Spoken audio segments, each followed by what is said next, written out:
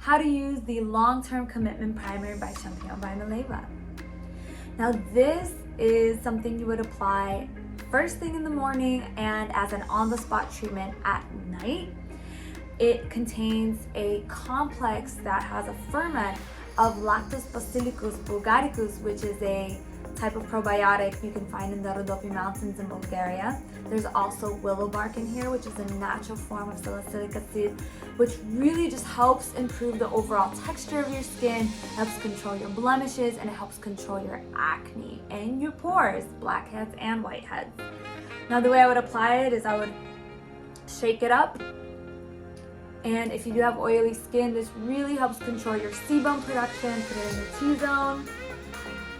Tap that in, make sure that it dries, and then you are all set for step 2, which is the Skin Saver. And it just really mattifies the complexion, so the Skin Saver goes on beautifully. Must have in your beauty box toolkit.